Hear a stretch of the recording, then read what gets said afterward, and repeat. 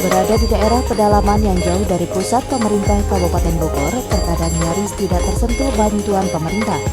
Seperti para pengrajin pandai besi yang berada di kaki Gunung Batu Sukamakmur, Desa Sukaharja, Kabupaten Bogor.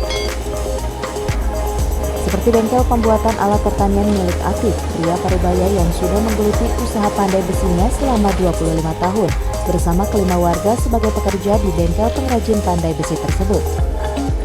Dari hasil penjualan barang-barang berupa golok, pedang, parang, cangkul, dan juga kujang, Atif memiliki penghasilan Rp700.000 hingga Rp1.000.000 per harinya.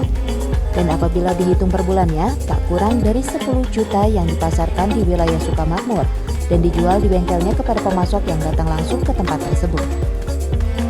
Dari penghasilan tersebut, uang yang masuk ke koceknya sangatlah minim untuk menunjang kehidupan keluarga dan biaya kedua anaknya yang masih duduk di sekolah dasar dan sekolah menengah.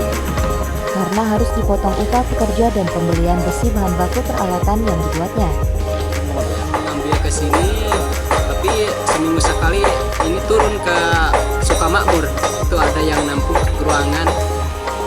Kadang 100 biji, satu minggu lama, baru 25 tahunan jalan. Saya dari dulu, bapak saya. Kalau penghasilannya sehari berapa, sebulan berapa, Pak? Sehari penghasilan kadang-kadang 700.000, kadang-kadang sejuta.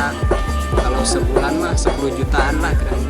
Untuk mengembangkan usaha yang ditekuninya secara turun-temurun ini, Atif berharap adanya bantuan modal dari pemerintah Kabupaten Bogor. Karena selama 25 tahun belum pernah tersentuh bantuan baik pinjaman modal usaha maupun dana bantuan lainnya. Dari Sukamakmur, Kabupaten Bogor, Edi Junaidi melaporkan untuk Dinamika.